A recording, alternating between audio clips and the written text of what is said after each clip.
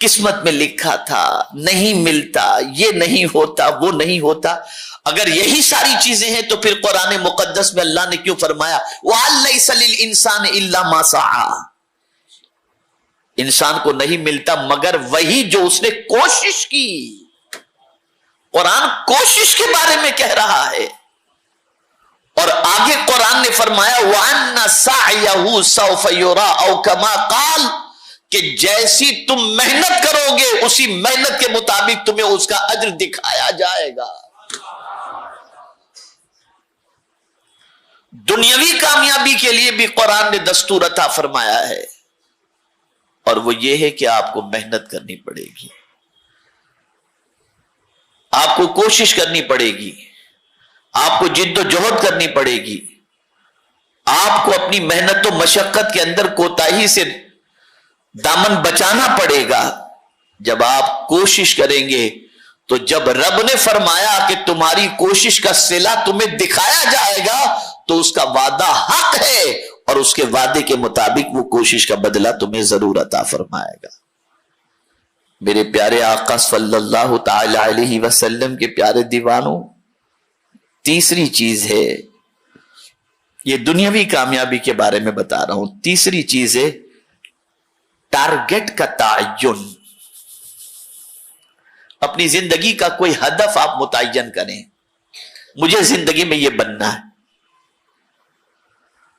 آپ نے اگر ٹارگٹ متعین کر لیا اور آپ اس ٹارگٹ کے اوپر فوکس کر رہے ہیں اور اس ٹارگٹ کے سلسلے میں آپ تگودو کر رہے ہیں، محنت کر رہے ہیں، اور اس ٹارگٹ کو اچیو کرنے کے لیے جو راہیں جائز اختیار کرنی ہیں ان جائز راہوں کو آپ اگر اختیار کریں گے تو اللہ کا وعدہ حق ہے کہ آپ اپنے مقصد کے اندر کامیابی اور کامرانی حاصل کر لیں گے.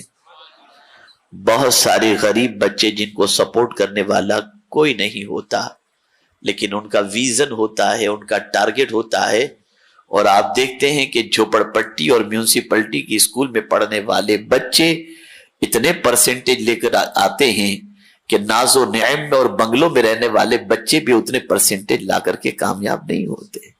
وجہ کیا ہے؟ ٹارگٹ، ہدف. مسلمانوں کا ہدف کیا ہے؟ نوجوانوں کا ہدف کیا ہے؟ Easy money. ایزی منی، محنت کے ساتھ نہیں.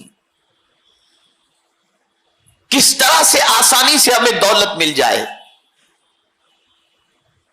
کوئی اگر آپ سے کہے کہ صبح 10 بجے آپ کو جوائن کرنا ہے ڈیوٹی اور 8 بجے تک ڈیوٹی، نہیں، آپ دوپہر کے بعد کی کوئی ڈیوٹی بھلے رات 3 بجے تک کرائیں، صبح تو ہم سے نہیں اٹھا جاتا.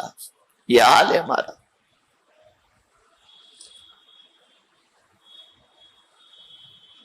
اور بڑی معذرت کے ساتھ ایک اور بات عرض کروں،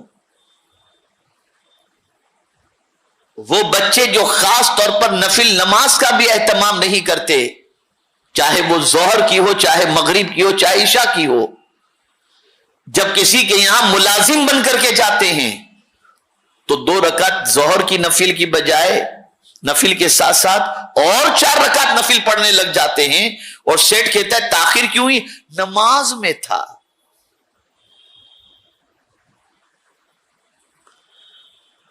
نوکری کرتے وقت آپ کو نفل یاد آتی ہے، اور نوکری چھوڑ گئی یا جاب پر نہیں ہو تو نفل یاد نہیں آتی آپ کو. یہ ساری چیزیں آج ہماری تباہی اور بربادی کا سبب ہیں. زندگی میں کبھی اس بات کو ذہن کے اندر محفوظ کر لو کہ اللہ عز و جل کوشش کرنے والے کی کوشش کو کبھی رائے گاں نہیں فرماتا. اسے ذہن کے اندر رکھو.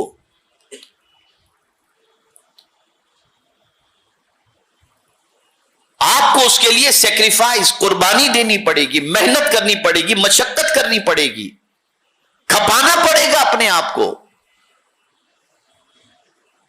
دنیا میں جتنے بھی کامیاب انسان تعلیمی اعتبار سے، ریسرچ کے اعتبار سے، دنیاوی اعتبار سے آپ کو نظر آئیں گے تو وہ سارے کامیاب انسانوں کے پیچھے ان کی اپنی ذاتی محنت بھی آپ کو نظر آئے گی، قربانیاں بھی نظر آئیں گی، سیکریفائس بھی نظر آئے، سب کچھ آپ کو نظر آئے گا. تب جا کر وہ کامیابی. اگر اس میں اکے دکے کوئی ایسے ڈانسر بانسر آپ کو کامیاب نظر آ جائیں تو آپ سوچیں یہ دیکھو اس کے پاس تو اتنا ہے، لا حول ولا قوت. آپ کی نظر ادھر ہی جا رہی ہے. تعلیمی اعتبار سے کیوں نہیں دیکھتے آپ؟ دنیاوی اعتبار سے کیوں نہیں دیکھتے آپ؟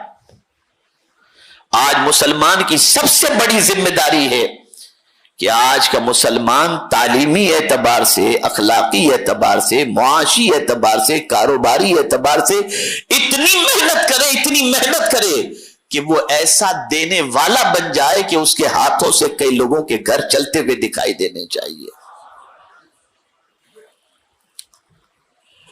یہ ضروری ہے آج کے دور کے اندر.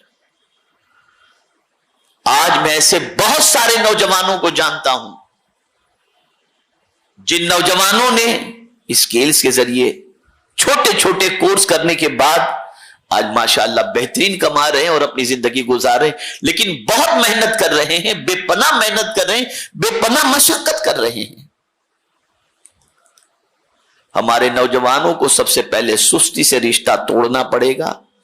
قسمت کا بہانہ نہ بناؤ، سپورٹ کا بہانہ نہ بناؤ. کیا اللہ سے بڑھ کر بھی کوئی کسی کا سپورٹ کرنے والا ہے؟